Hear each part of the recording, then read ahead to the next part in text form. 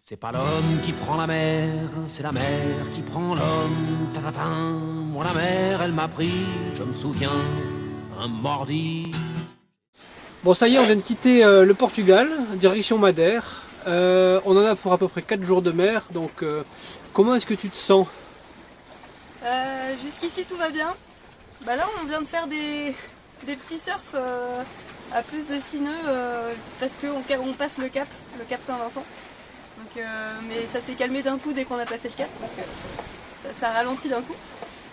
Donc jusqu'ici tout va bien et puis on devrait passer une première nuit assez calme et on va voir pour la suite. Toi, comment tu te sens pour le départ? Et ben un petit peu d'appréhension aussi.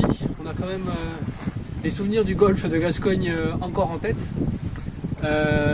Et puis ça fait 2 fois qu'on décale. On a failli au dernier moment décaler encore le départ parce que les conditions étaient potentiellement meilleures la semaine prochaine. Mais là on s'est dit c'est encore reculé pour mieux sauter, donc on y va et puis on va voir ce qu'on aura. On devrait avoir pas mal de mer, mais on l'espère dans le dos, pas trop méchante. Donc bon ben ça devrait le faire. Comment tu te sens, Malola?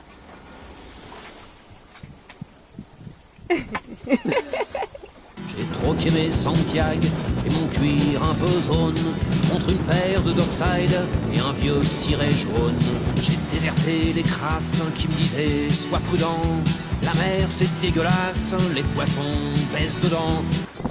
Pour le petit matin d'une nuit assez agitée, et là ça va continuer comme ça tout le trajet a priori.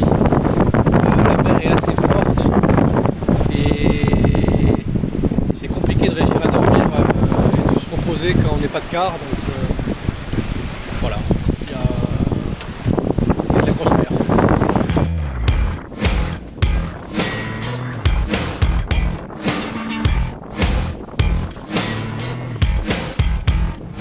You won't get much closer until you sacrifice it all. You won't get to taste it with your face against the wall. Get up back at mid show, the power trapped within. Do just what you want to, and now stand up and begin. Nous sommes quasiment 24 heures après le départ. Comment ça va? Un peu mieux, mais c'est pas trop la joie là. Encore malade parce qu'on a une mer qui est bien formée, avec des jolis creux. Donc ça fait beaucoup bouger le bateau et c'est pas très agréable. J'étais malade et là depuis 1 heure ça va. Et donc il me reste encore 3 jours à tirer. Donc ça fait que 24 heures qu'on se fait secouer et c'est déjà long. Donc la transat ça risque d'être long, très long. Heureusement on a les dauphins qui viennent égayer nos journées, donc si ça continue on va changer le nom de la chaîne, on va l'appeler On va voir les dauphins.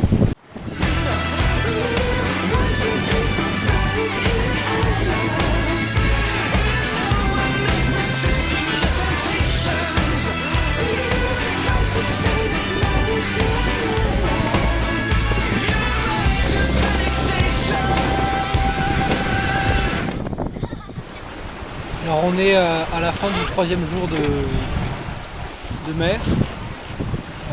Les conditions sont toujours musclées, donc il y a un petit peu moins de vent, mais il y a toujours une forte mer, hein, donc 3 mètres de houle par moment, donc il y a certaines vagues qui vont jusqu'en haut du portique, c'est assez impressionnant. Bon, l'avantage, s'il y en a un, c'est qu'on avance très vite. On va à 6 nœuds de moyenne, donc ça nous ferait arriver en moins de temps que ce qu'on pensait au début. Et puis on prend le rythme petit à petit, on dort un petit peu tout le temps, ce qui nous permet de mieux tenir pour l'écart. Voilà. Hélas, Marion est un peu tout le temps malade, donc c'est un peu dur.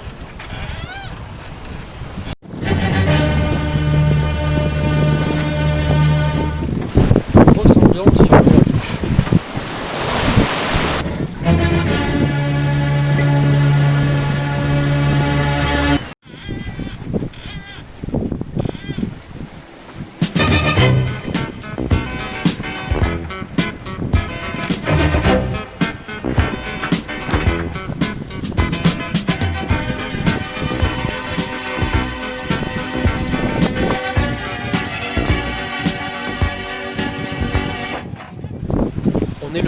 4e jour. Il nous reste un petit peu moins de 24 heures de mer, donc on en voit le bout, ça fait plaisir.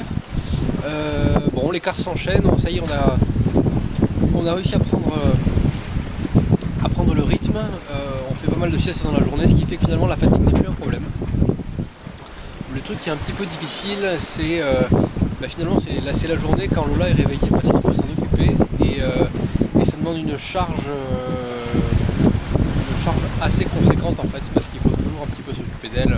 On peut rarement la laisser toute seule, sauf quand on lui met un petit dessin animé. Et ouais, on avait peut-être un petit peu sous-évalué cet aspect-là. Ça y est, plus que 100 000, on arrive, là on est dimanche midi, on arrive cette nuit, donc on est content que ce soit la fin, et on s'imagine déjà le bon apéro qu'on va prendre à l'arrivée, surtout le dodo et la douche qu'on va prendre.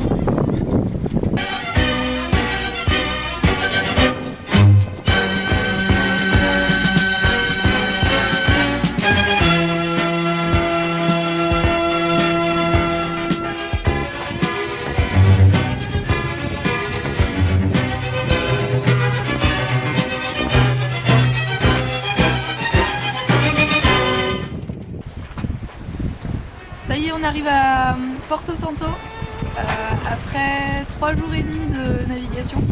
On est très content d'arriver. C'était un peu plus musclé que ce que nous avait dit la météo, donc on est d'autant plus content d'arriver. Et sachant que c'est une navigation qui nous a pas mal appris sur le bateau, ça nous a conforté dans la confiance qu'on avait dans ses capacités à gérer dans un temps un peu musclé, ça on le savait déjà, mais voilà.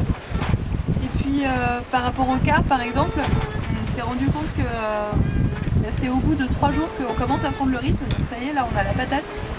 Et pendant les 2 premiers jours on est complètement décalqué et c'est le temps pour le corps de se faire au rythme des nuits morcelées et des siestes de la journée. C'est un peu comme un décalage horaire. Donc là ça y est, et c'est la première fois que ça nous arrive parce qu'on faisait que des traversées de 2 jours avant. Donc ça fait plaisir et puis on se rend compte du rythme qu'on va prendre en navigation pour les plus longues traversées. Donc, ça fait plaisir, malgré le mal de mer qui m'a un peu gâché le voyage, mais ça aussi c'est passé au bout de 3 jours, donc c'est une bonne nouvelle. Voilà, donc tout va bien et on est très content d'arriver à Porto Santo. Terre.